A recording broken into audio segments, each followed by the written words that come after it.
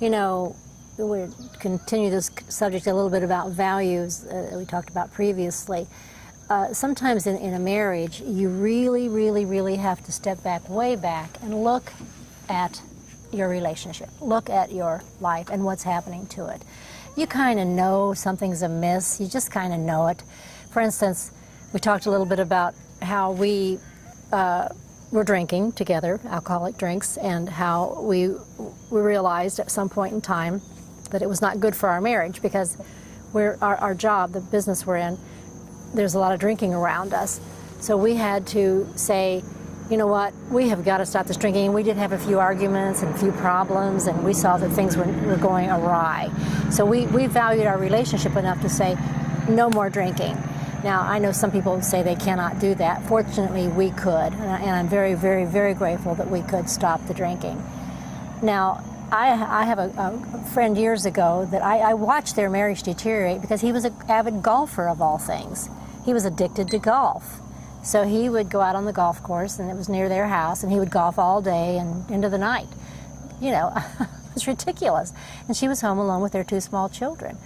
Well, one day she packed up and left him. She went up to New Jersey with her family. She says, I'm not going to live alone. I'm not going to live a lonely life while my husband's golfing, for crying out loud. Well, he didn't see the writing on the wall, and eventually they got divorced. So, you know, sometimes in our life we have to take a real good look at what we're doing, and we have to compromise. We have, you know, you've got to value the relationship over everything else. Unfortunately, in our lives, people value everything but the relationship. They value their job, they value their new car, they value their clothes, they value their vacations, they value all these material things, but those are empty without relationship. Yeah. Totally empty without relationship. You've got to value your relationship first.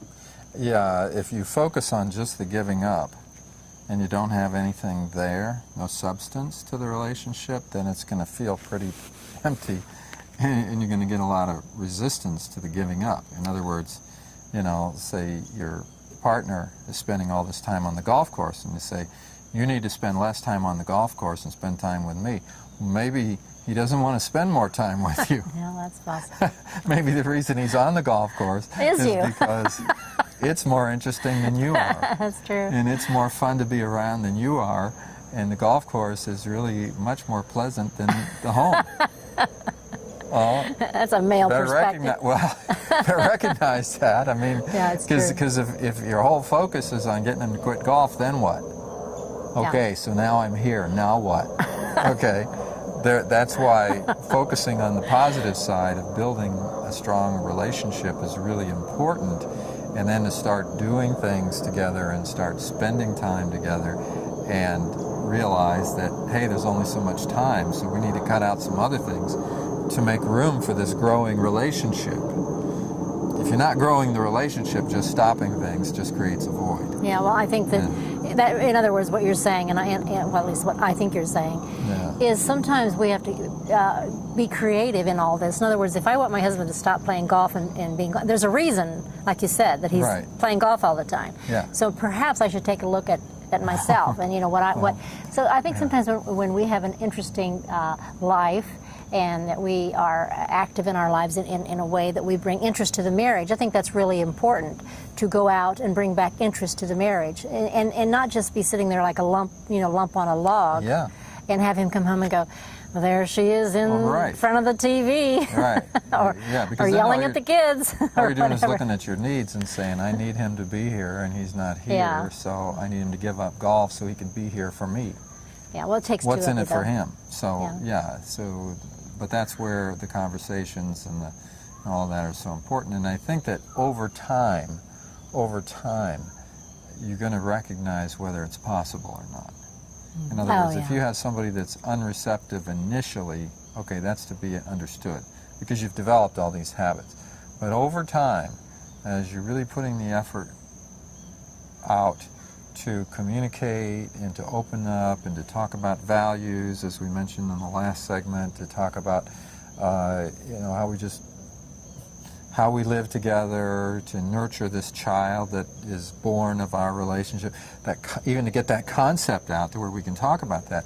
If both partners are picking up on it and it's starting to take hold, you'll be able to see that. Yeah. But if it isn't, now you have another issue. Yeah, well, you can certainly let your partner get too far away and lose them. Right. Because you are not paying attention, and they're not paying attention. And you somehow you've got to recognize fairly early on, you have to see the problem coming. And you have to, well, I don't know, why did most people get married because they're in love, right? So that love has got to be fed and watered and given sunshine and taken care of, just like a small plant. It has got to be nurtured and cared for continually, not just in a spotty fashion. It has got to be constantly paid attention to, and people just don't do that. They just, for some reason, they think they can forget the relationship, and then when they lose it, they're devastated. I know women who have lost, gotten down to almost anorexic stage where after a divorce, because they've just lost all their weight and they've just lost their life. They've lost their life, and then they have to rebuild the whole thing again. But it doesn't have to go that far. I really don't believe it has to go that far. Now, and there's always situations where you have someone who's just really not meant for you. I think we all kind of, if you've got somebody who's, just abusive or doesn't respect you or is gambling or, whatever people can do to get into serious stuff, you have to take a look at that and most of the time get out of it. But in most reasonable relationships can be saved through some work.